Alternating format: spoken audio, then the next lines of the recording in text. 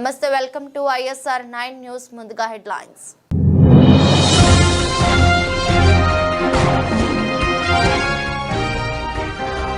Skill యూనివర్సిటీపై కీలక ఆదేశాలు జారీ చేసిన సీఎం రేవంత్.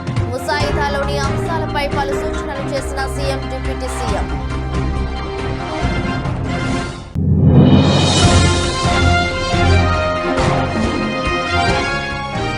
రాష్ట్ర వ్యాప్తంగా వైసీపీ సానుభూతి పనులను చంపుతామని సందేశం పంపినట్టుందన్న వైఎస్ జగన్.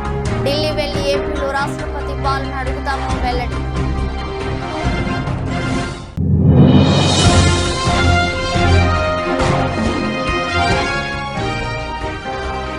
నిండుకుండల మేడిగడ్డ కాంగ్రెస్ పై కేటీఆర్ విమర్శలు. కాంగ్రెస్ కుట్రను తట్టుకుని కాళేశ్వరం ప్రాజెక్టు నిలిచిందన్న కేటీఆర్.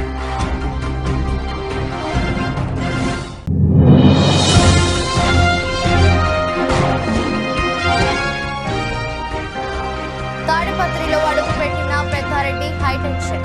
PS లో షూరిటీలు సమర్పించేందుకు తాడిపత్రికి వచ్చిన పెద్దారెడ్డి.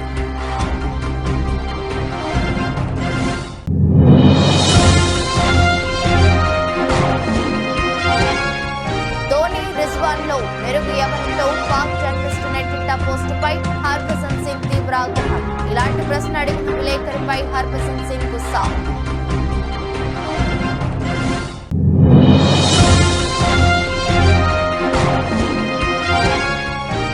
ఈక్విటీ మార్కెట్లో 4 రోజుల ర్యాలీకి బ్రేక్. వారం మొత్తం మీద 85.31 పాయింట్లతో లాభపడ్డ సెన్సెక్స్. 28.75 పాయింట్లతో లాభపడ్డ నిఫ్టీ. తెలంగాణ ముఖ్యమంత్రి రేవంత్ రెడ్డి శుక్రవారం సాయంత్రం సచివాలయంలో అధికారులతో సమావేశమై స్కిల్ యూనివర్సిటీపై చర్చించారు. ఈ సమావేశంలో ఉప ముఖ్యమంత్రి మల్లు భట్టి విక్రమార్క, ప్రభుత్వ సలహాదారులు కేశవరావు, ప్రొఫెసర్ కోదండరాం, సంబంధిత అధికారులు పాల్గొన్నారు. స్కిల్ యూనివర్సిటీ ఏర్పాటు ముసాయిదాపై సమావేశంలో చర్చించారు. ఈ సమావేశంలో కీలక అంశాలపై చర్చించారు. ఢిల్లీ, హర్యానా తరహాలో తెలంగాణలో స్కిల్ యూనివర్సిటీకి ముసాయిదాను అధికారులు సిద్ధం చేశారు. ఈ అసెంబ్లీ సమావేశాల్లోనే స్కిల్ యూనివర్సిటీ బిల్లు పెట్టే ఆలోచనలో ప్రభుత్వం ఉంది. ముసాయిదాలోని అంశాలపై CM Revanth Reddy, deputy CM Mallu Bhatti Vikramarka పలు సూచనలు చేశారు. యూనివర్సిటీలో సర్టిఫికేషన్ కోర్సులు, డిప్లొమా కోర్సులకు సంబంధించి ముఖ్యమంత్రి, ఉప ముఖ్యమంత్రికి అధికారులు వివరించారు. కోర్సుల విషయంలో డిమాండ్ ఎక్కువగా ఉన్న రంగాలపై ఎక్కువ దృష్టి పెట్టాలని ముఖ్యమంత్రి సూచించారు. యూనివర్సిటీ సంస్థాగత నిర్మాణంపైన కీలక సూచనలు చేశారు. శిక్షణ పూర్తయిన విద్యార్థులకు ఉద్యోగ, ఉపాధి అవకాశాలు కల్పించేలా ప్రణాళికలు సిద్ధం చేయాలని ఆదేశించారు.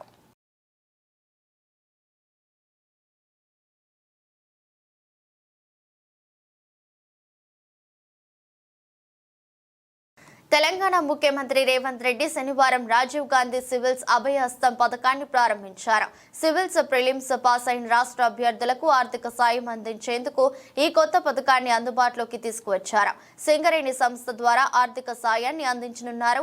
ఈ క్రమంలో ఉప ముఖ్యమంత్రి మల్లు భట్టి విక్రమార్క, మంత్రులు సీతక్క, పొంగులేటి శ్రీనివాసరెడ్డి, కోమటిరెడ్డి వెంకటరెడ్డి, జూపల్లి కృష్ణారావు, ప్రభుత్వ ప్రధాన కార్యదర్శి శాంతి కుమారి, సింగరేణి CMD బలరాం పాల్గొన్నారు. అంతకుముందు సివిల్స్ ప్రిలిమ్స్ పాస్ అయిన రాష్ట్ర అభ్యర్థులతో ముఖ్యమంత్రి ముఖాముఖి నిర్వహించారు. DSC పరీక్షలు ముగియగానే గ్రూప్ 2, 3 పరీక్షలు నిర్వహిస్తే తమకు ప్రిపేర్ కావడానికి సమయం లేకుండా ఉంటుందని అభ్యర్థులు విజ్ఞప్తి చేశారు. దీంతో డిసెంబర్ నెలకు వాయిదా వేసినట్లు చెప్పారు. తెలంగాణ యువత ఆశలను నెరవేర్చుతున్నామని చెప్పడానికే తాను తన మంత్రులు కలిసి మీతో సమావేశమయ్యామన్నారు. మీకు అందరికీ తెలుసు, తెలంగాణ రాష్ట్రం ఏర్పడిన తర్వాత 10 సంవత్సరాలలో ఇచ్చిన ఏ నోటిఫికేషన్ కూడా ఇచ్చిన సమయానికి పరీక్షలు నిర్వహించిన సందర్భమే లేదు. దానికి కారణం ఏదైనా అయి ఉండొచ్చు, వాళ్ళ ఆలోచన విధానాలు ఏమైనా ఉండొచ్చు. కానీ తీరని నష్టం. యుక్త వయసులో ఉజ్వల భవిష్యత్తును ఆలోచన చేసి కోచింగ్ సెంటర్లలో తిరుగుతూ మధ్యతరగతి, దిగువ తరగతి కుటుంబాలు, తల్లిదండ్రులు కష్టపడి రూపాయి జమ చేసి ఇక్కడికి పంపిస్తే అమీర్పేట్ చౌరస్తాలను, దిల్సుఖ్ నగర్లను, అశోక్ నగర్లను, వివిధ కోచింగ్ సెంటర్ల చుట్టూతో తిరుగుతూ సంవత్సరాల కొద్ది పరీక్షలు వాయిదా పడుతూ సంవత్సరాల తర్వాత పరీక్షలు నిర్వహిస్తే ఫలితాలు వచ్చే లోపల మీరు కష్టపడి చదివిన పరీక్షా కేంద్రాల్లో మీకు ఇచ్చిన ప్రశ్నపత్రాలు అంతకంటే ముందే జిరాక్స్ సెంటర్లలో పల్లి బఠానీల్లాగా అమ్మినప్పుడు ఆ విద్యార్థుల యొక్క బాధ, భావోద్వేగం మేము కళ్ళతో చూసినాం, అర్థం చేసుకున్నాం. అందుకే వచ్చిన ఎంబడే తక్షణమే తెలంగాణ పబ్లిక్ సర్వీస్ కమిషన్ని రద్దు చేసి అనంతపురం జిల్లా తాడిపత్రిలో హైటెన్షన్ వాతావరణం నెలకొంది. వైసీపీ మాజీ ఎమ్మెల్యే కేతిరెడ్డి పెద్దారెడ్డి తాడిపత్రికి చేరుకున్నారు. పెద్దారెడ్డిని అనంతపురం జిల్లా నుంచి బహిష్కరించాలని జేసీ ప్రభాకర్ రెడ్డి నిన్న తీవ్ర వ్యాఖ్యలు చేసిన సంగతి తెలిసిందే. పెద్దారెడ్డి తాడిపత్రికి వస్తే పంచే ఉడదీసి కొడతామని జేసీ హెచ్చరించారు. ఈ నేపథ్యంలో పెద్దారెడ్డి రాకతో తాడిపత్రిలో ఉద్రిక్త పరిస్థితులు నెలకొన్నాయి. పోలింగ్ సందర్భంగా జరిగిన ఘర్షణలో అరెస్టైన పెద్దారెడ్డికి హైకోర్టు షరతులతో కూడిన బెయిల్ మంజూరు చేసింది. ఈ క్రమంలో షూరిటీలు సమర్పించేందుకు ఆయన అనంతపురం నుంచి తాడిపత్రికి వచ్చారు. నేరుగా తాడిపత్రిలోని పోలీస్ స్టేషన్ కు చేరుకున్న పెద్దారెడ్డి షూరిటీలు సమర్పించి సంతకం చేసి వెళ్లిపోయారు. షూరిటీలు సమర్పించిన తర్వాత పెద్దారెడ్డిని ఎక్కువసేపు తాడిపత్రిలో ఉంచకుండా పోలీసులు అనంతపురంకు తరలించారు. పెద్దారెడ్డి కూడా అడ్డు చెప్పకుండా తాడిపత్రి నుంచి వెళ్లిపోయారు. దీంతో అందరూ ఊపిరి పీల్చుకున్నారు. 2 నెలల తర్వాత పెద్దారెడ్డి తాడిపత్రికి రావడం గమనార్హం. పల్నాడు జిల్లా వెనుకొండలో రషీద్ అనే యువకుడు దారుణ హత్యకు గురి కావడం తెలిసిందే. ఏపీ మాజీ సీఎం వైసీపీ అధినేత జగన్ నేడు వెనుకొండలో రషీద్ ఇంటికి వెళ్లారు. తీవ్ర విషాదంలో ఉన్న రషీద్ కుటుంబ సభ్యులను పరామర్శించారు. హత్య ఘటన జరిగిన తీరును అడిగి తెలుసుకున్నారు. రషీద్ కుటుంబానికి ప్రగాఢ సానుభూతి తెలిపారు. హత్య చేసేటంత ఫ్యాక్షన్ కక్షలు కూడా లేవని, మరి ఈ ఘటన ఎలా జరిగింది అని రషీద్ కుటుంబ సభ్యులను ఆరా తీశారు. మీరన్నా వైసీపీ అన్నా రషీద్ కు ఎంతో అభిమానమని తల్లిదండ్రులు జగన్ కు వివరించారు. ఈ హత్య వెనుక ఎవరు ఉన్నా వదిలేది లేదని, రషీద్ కుటుంబానికి అండగా ఉంటామని ఈ సందర్భంగా జగన్ హామీ ఇచ్చారు.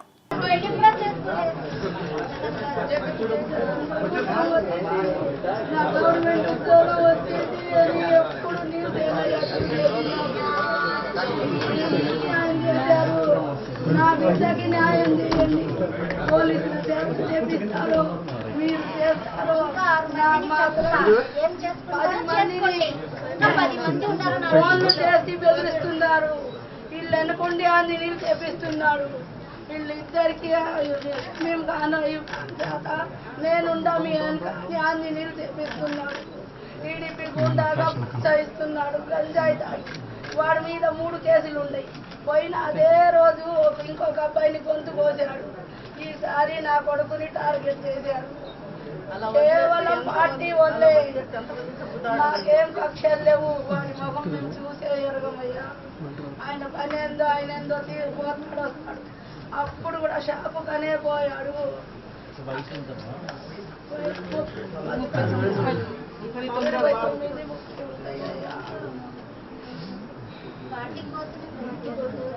హైదరాబాద్ లో ఉద్యోగం కూడా వదులుకొని వచ్చేసారు. కోసం అని వచ్చాడు.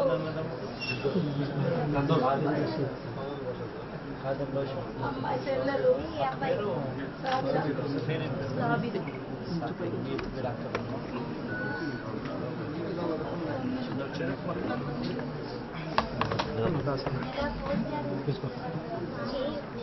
రాష్ట్రంలో ప్రజలకు పథకాలు అమలు చేయని చంద్రబాబు వీటన్నిటి నుంచి దృష్టి మార్చలేందుకు ప్రజల్లో భయాందోళన సృష్టించే కార్యక్రమాలకు తెరలేపారని వైసీపీ అధ్యక్షుడు జగన్ అన్నారు.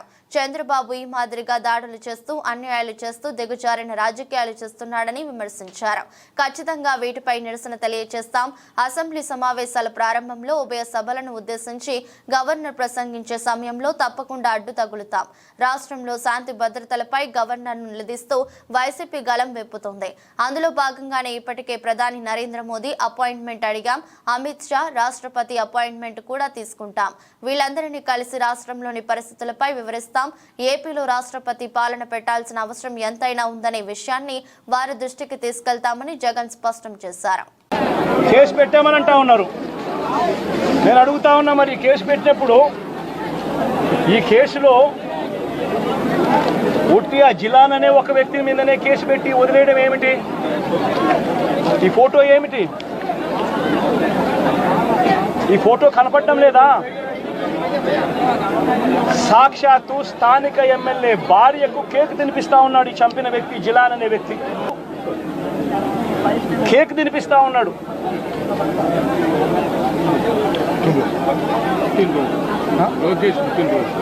లోకేష్ పుట్టినరోజు నాడున వీళ్ళు కేక్ కట్ చేయడము, ఆ కేక్ మళ్ళీ ఈ జిలాన్ అనే వ్యక్తి ఎమ్మెల్యే భార్య కేక్ తినిపించడం.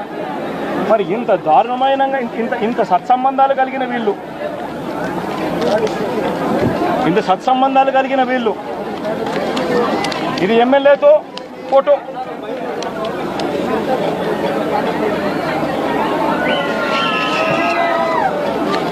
ఈ అయూబ్ ఖాన్తో ఫోటోలు, ఇవన్నీ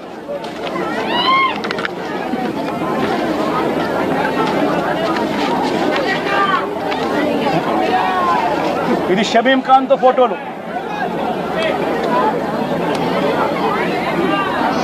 మరి వీళ్ళెవరు కేసులో ఎందుకు లేరు? వీళ్ళందరి మీద కేసు ఎందుకు? నిజామాబాద్ జిల్లా ఆర్మూరు పట్టణ కేంద్రంలో ముఖ్యమంత్రి రేవంత్ రెడ్డి రుణమాఫీ చేసిన రైతు ప్రభుత్వమని నిరూపించారని బోధన ఎమ్మెల్యే పొద్దుటూరి సుదర్శన్ రెడ్డి అన్నారు. ఆర్మూరులో జరిగిన రైతుల సంబరాల్లో అంబేద్కర్ చౌరస్తా నుండి మున్సిపల్ కార్యాలయం వరకు జరిగిన ర్యాలీలో ఆయన హాజరై మాట్లాడారు. మాట తప్పని కాంగ్రెస్ పార్టీని ప్రజలు ఆదరించాలని, రానున్న స్థానిక సంస్థల ఎన్నికల్లో గ్రామ పంచాయతీ ఎంపీటీసీలను, జడ్పీటీసీలను, కౌన్సిలర్లను అన్ని స్థానాల్లో కాంగ్రెస్ గెలిచేలా కృషి చేయాలని తెలిపారు. 70 మంది లోన్లు మాఫీ అయ్యేందుకు రోడ్డు మీద నిలబడి మాకు సన్మానం చేసినందుకు వాళ్ళకు కూడా ధన్యవాదాలు. లేకుంటే నేను అంగాపురంలో చూసా, ఎవరు పోతే పట్టించుకోలే నిబంధనలు అది నిధుల బాధ అనుకుంటుంది. ఒకసారి మినిస్టర్ ఉన్నప్పుడు పోతే అంటున్నా అనుకొని నేను కూడా కొద్దిగా వండి ఉంటాను, పనులు చేస్తాను. అయితే కిరాలు అంగాపూర్లో కిరాలు రిపేర్ చేస్తా ఉంటున్నాయి మినిస్టర్ ఉన్నప్పుడు. కిరాలు రిపేర్ చేయగా నాకు తెలిసి వస్తారని పోయినా, పోయే వరకు 78 మంది వచ్చింది.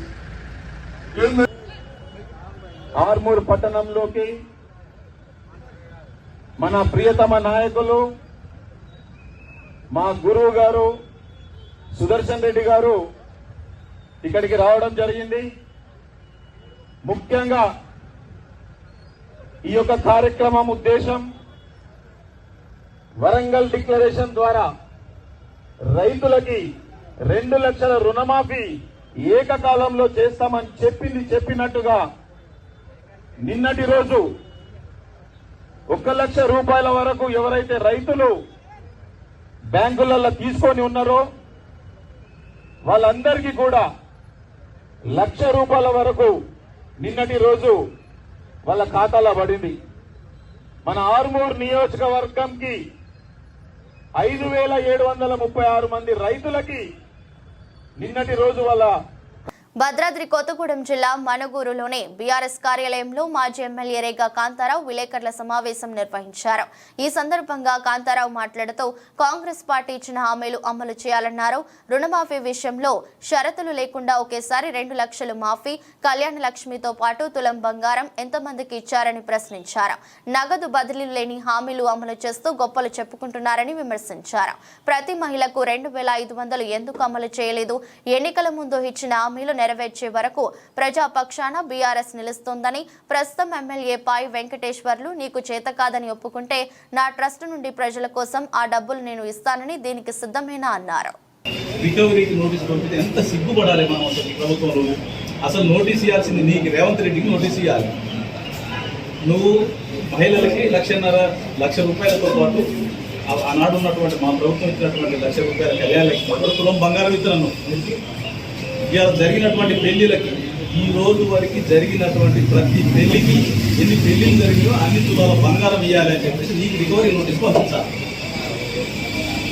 అట్లాగే 15,000 రూపాయలు ఇస్తానన్నాం రైతు భరోసా కింద. ఇయాటి వరకు రైతు భరోసా ఇవ్వలేదు. 15,000 రూపాయల చొప్పున 70 లక్షల మంది రైతులకి రైతు భరోసా ఎంత అవుతా ఉందో రికవరీ కోసం నీ ప్రభుత్వానికి నోటీస్ ఇవ్వాలి. అట్లాగే పిల్లలకి సైకిల్ మోటార్లు ఇస్తానన్నావు, స్కూటీలు ఇవ్వలేదు. మరి ఎంతమంది స్కూళ్ళల్లో పిల్లలు ఉన్నారో వాళ్ళందరికీ సైకిల్ మోటార్లు ఇవ్వమని చెప్పేసి ఎంత డబ్బు అవుతుందో రికవరీ నోటీస్ నీకు పంపించాలి. ఏం వదిలిపెట్టి ఈ ముసలోళ్ళ దగ్గర రికవరీ నోటీస్ అంటే సిగ్గుపడాలి ప్రభుత్వం. అసలు నిజంగా 1 లక్ష రూపాయల కోసం ఏదో మీరు సాధించడం చెప్పేసి చెప్పుకోవడం అంటే ఎంత సిగ్గుమాలిన పని అంటే నిజంగా మేధావులందరూ సిగ్గుపడతా ఉన్నారు చాలా మంది. ఎక్కడి ప్రభుత్వం ఇదేం కదా అని చెప్పేసి. అంటే ఇంత దిగజారినటువంటి పనులు చేసుకుంటా మేమేదో గొప్పలు చేసినాం, ఇలా రుణమాఫీ చేస్తామని చెప్పారు. 2 లక్షల రుణమాఫీ బేషరతుగా ఎటువంటి కండిషన్స్ లేకుండా బేషరతు ఇవ్వాలి అని మేము టీఆర్ఎస్ పార్టీ పక్షాన డిమాండ్ చేస్తాము. 100 సవా లక్ష కారణాలు చూపెడతా ఉన్నారు. అన్ని 2 తెలుగు రాష్ట్రాల్లో భారీ వర్షాలు కురుస్తున్నాయి. నదులు, వాగులు, వంకలు పొంగి ప్రవహిస్తున్నాయి. తెలంగాణలోని మేడిగడ్డ ప్రాజెక్టుకు వరద నీరు పోటెత్తుతోంది. ప్రాజెక్టు నిండు కుండలా మారింది. ఈ నేపథ్యంలో బీఆర్ఎస్ వర్కింగ్ ప్రెసిడెంట్ కేటీఆర్ స్పందిస్తూ కాంగ్రెస్ ప్రభుత్వంపై ధ్వజమెత్తారు. మేడిగడ్డ ఎందుకు పనికి రాకుండా పోయిందని సీఎం రేవంత్ రెడ్డి సహా ఇతర కాంగ్రెస్ నేతలు సోషల్ మీడియా చేసిన ప్రచారం పనికి రాకుండా పోయిందని తెలిపారు. కాంగ్రెస్ కుట్రలను తట్టుకుని కాళేశ్వరం ప్రాజెక్టు నిలిచిందని, నిండు కుండల మేడిగడ్డ బ్యారేజీ ఉందని చెప్పారు. కాళేశ్వరం కొట్టుకుపోయింది, మేడిగడ్డ కుంగిపోయిందంటూ కాంగ్రెస్ పార్టీ వందలాది యూట్యూబ్ ఛానళ్లు నెలల పాటు దుష్ప్రచారం చేశాయని, వాళ్ల కుళ్ళు కుతంత్రాలకు కడిగిస్తే లక్షల క్యూసెక్కుల నీరు మేడిగడ్డ వద్ద ప్రవహిస్తోందని తెలిపారు. కేసీఆర్ మీద కక్షతో కాళేశ్వరం మీద బురద చల్లే ప్రయత్నం చేస్తే మీరు చరిత్రహీనులుగా నిలిచిపోవడం ఖాయమని కేటీఆర్ చెప్పారు. ఎవరు ఎన్ని కుట్రలు చేసినా తెలంగాణకు జీవధార కాళేశ్వరం ప్రాజెక్టు అని అన్నారు. త్వరలోనే మేడిగడ్డ ప్రాజెక్టు సందర్శనకు వెళ్తున్నామని తెలిపారు. ముఖ్యమంత్రి చంద్రబాబు ఆదేశాల ప్రకారం వరద బీభత్సానికి గురైన వేలేరుపాడు మండలం అల్లూరు నగర్, రామారం, ఉదయనగర్ గ్రామం, మాదారం గ్రామాలను ఆంధ్రప్రదేశ్ రాష్ట్ర సమాచార, పౌర సంబంధాలు, గృహ నిర్మాణ శాఖ మంత్రి కొలుసు పార్థసారథి సందర్శించారు. అక్కడి పరిస్థితులను అధికారులను అడిగి తెలుసుకున్నారు. మంత్రి పలువురు టీడీపీ ఎమ్మెల్యేలు, సంబంధిత శాఖ అధికారులు, టీడీపీ నాయకులు తదితరులు ఉన్నారు.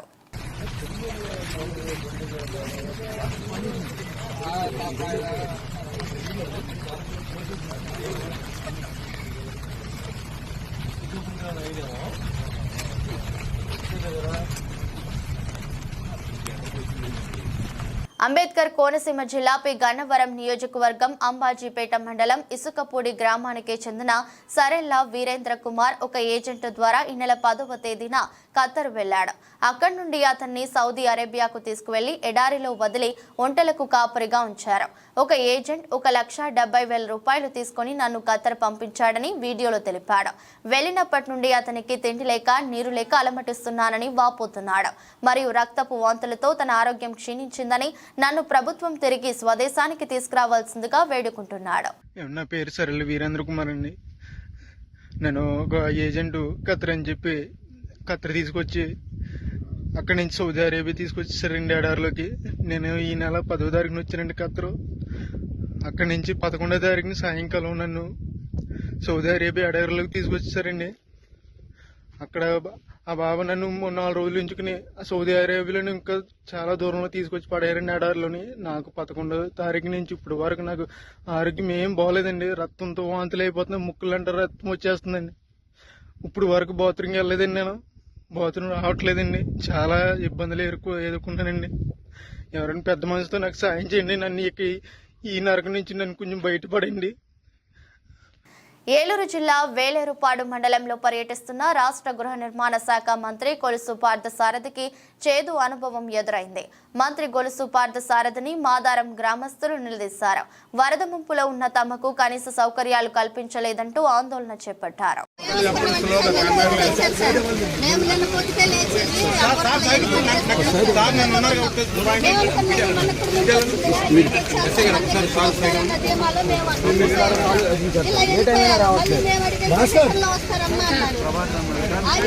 వెళ్ళిపోయారు. సాయంత్రం ఏమైందంటే మాకు ట్యాంకర్ ఇక్కడ ఆపండి సార్ అన్నారు.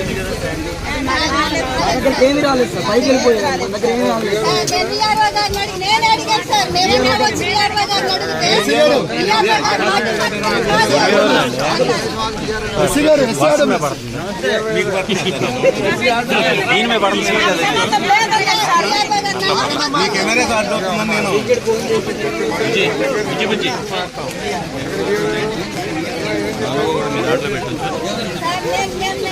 వాతావరణంలో మార్పుల ద్వారా ఎగువ ప్రాంతాలలో ఏలూరు జిల్లాలో పడుతున్న భారీ వర్షాల నేపథ్యంలో ఏలూరు జిల్లా వ్యాప్తంగా ఉన్న కాలువలు, వాగులు, నదులు విస్తృతంగా ప్రవహిస్తున్న నేపథ్యంలో ప్రజల యొక్క ఆస్తి ప్రాణాలకు నష్టం జరగకుండా పలు జాగ్రత్తలు తెలియజేశారు.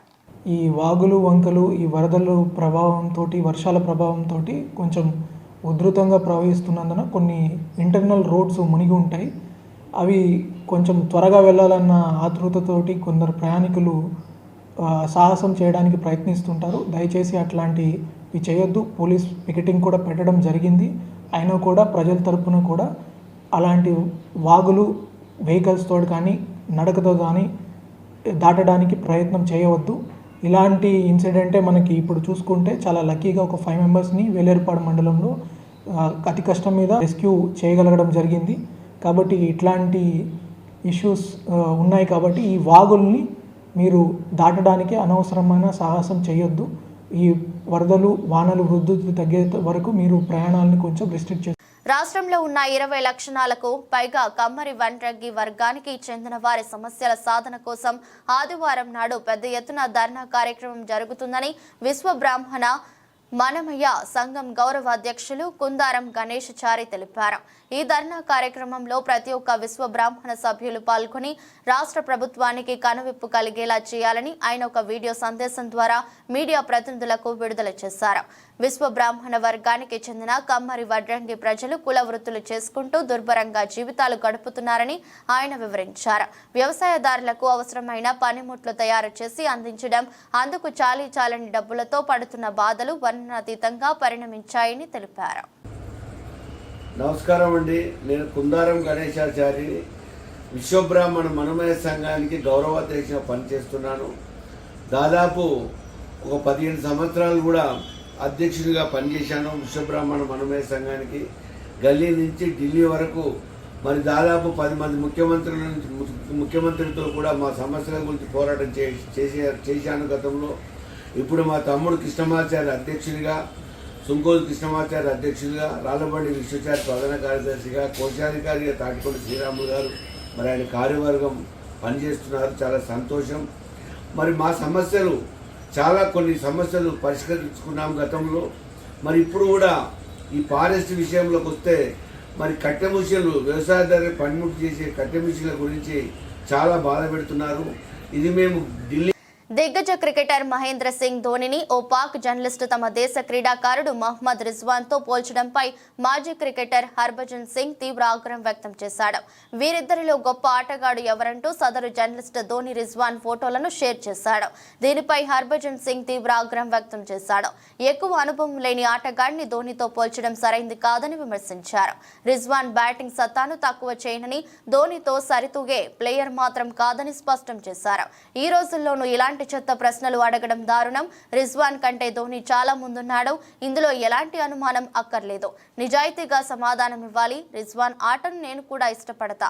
నిబద్ధతతో ఆడేందుకు ఎల్లవేళలా ప్రయత్నిస్తాడు. అయితే ధోనితో రిజ్వాన్ను పోల్చడం తప్ప. ఇప్పటికీ ప్రపంచ క్రికెట్లో అతడే నెంబర్ 1. వికెట్ల వెనుక అత్యంత చురుగ్గా వ్యవహరించిన వికెట్ కీపర్లు చాలా అరుదు. ఈ జాబితాలో ధోనినే టాప్ అని హర్భజన్ సింగ్ అన్నారు. ధోని నాయకత్వంలో భారత్ వన్డే, టీ20 ప్రపంచ కప్లతో పాటు ఛాంపియన్స్ ట్రోఫీ విజేతగా నిలిచిన విషయం తెలిసిందే. 4 ఏళ్ల క్రితం ధోని అంతర్జాతీయ క్రికెట్కు గుడ్ బై పలికాడు. ప్రస్తుతం ఐపీఎల్ మాత్రమే ఆడుతున్నాడు. గతేడాది వరకు సిఎస్కే కెప్టెన్గా వ్యవహరించాడు. అతడి సారథ్యంలోనే సిఎస్కే 5 ట్రోఫీలు నెగ్గింది.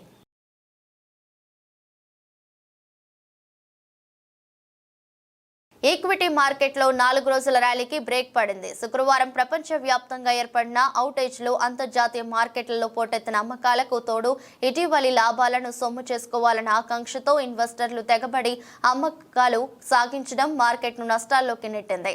మార్కెట్ దిగ్గజం రిలయన్స్ కౌంటర్లో జరిగిన అమ్మకాలు కూడా మార్కెట్పై ప్రభావం చూపాయి. అయితే ట్రేడింగ్ ప్రారంభంలో సూచీలు జీవితకాల గరిష్ట స్థాయిలను నమోదు చేశాయి.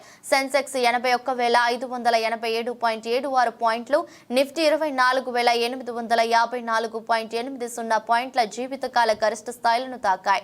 కానీ చివరికి సెన్సెక్స్ 738.81 పాయింట్ల నష్టంతో 80,604.65 వద్ద ముగిసింది. ఇంట్రాడేలో సూచీ 844.36 పాయింట్లు దిగజారి 8,499.10 స్థాయికి తాకింది. ఇంట్రాడేలో 292.70 పాయింట్లు నష్టపోయి 24,588 8.15 పాయింట్ల కనిష్ట స్థాయిని నమోదు చేసిన నిఫ్టీ చివరికి 269.95 పాయింట్ల నష్టంతో 24,530.90 వద్ద ముగిసింది. వారం మొత్తం మీద సెన్సెక్స్ 85.31 పాయింట్లు, నిఫ్టీ 28.75 పాయింట్లు లాభపడ్డాయి. మార్కెట్లో ఏర్పడిన భారీ పతనంతో బీఎస్ఈలో లిస్ట్ అయిన కంపెనీల మార్కెట్ విలువ ఒక్క రోజులోనే 7.94 కోట్లు దిగజారింది. మార్కెట్ ముగిసే సమయానికి 4,46,38,826.75 కోట్ల వద్ద స్థిరపడింది.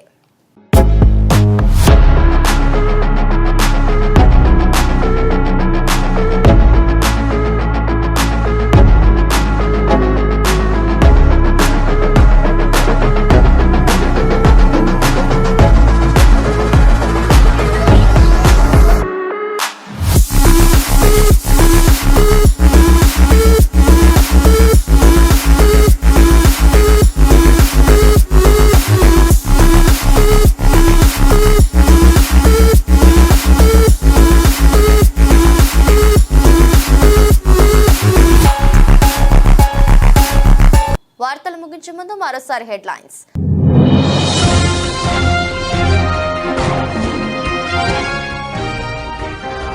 స్కిల్ యూనివర్సిటీపై కీలక ఆదేశాలు జారీ చేసిన సీఎం రేవంత్. ముసాయిదాలోని అంశాలపై పలు సూచనలు చేసిన CM deputy CM.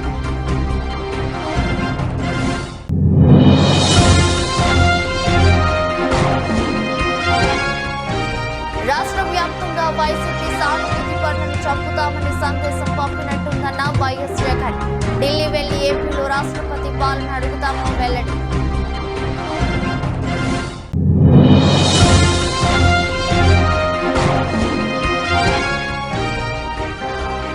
నిండుకుంటల Medigadda Congress పై కేటీఆర్ విమర్శలు. కాంగ్రెస్ కుట్రను తట్టుకుని కాళేశ్వరం ప్రాజెక్టు నిలిచిందన్న కేటీఆర్.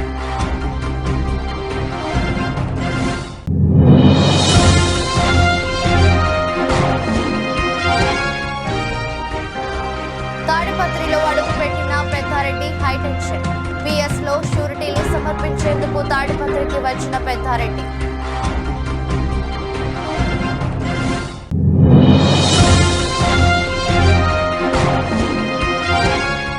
ధోని రిజ్వాన్ లో మెరుగు ఎవరిలో పాక్ జర్నలిస్టు నెట్టింట పోస్టుపై హర్భజన్ సింగ్ తీవ్ర ఆగ్రహం. ఇలాంటి ప్రశ్న అడిగిన విలేకరిపై హర్భజన్ సింగ్ గుస్సా.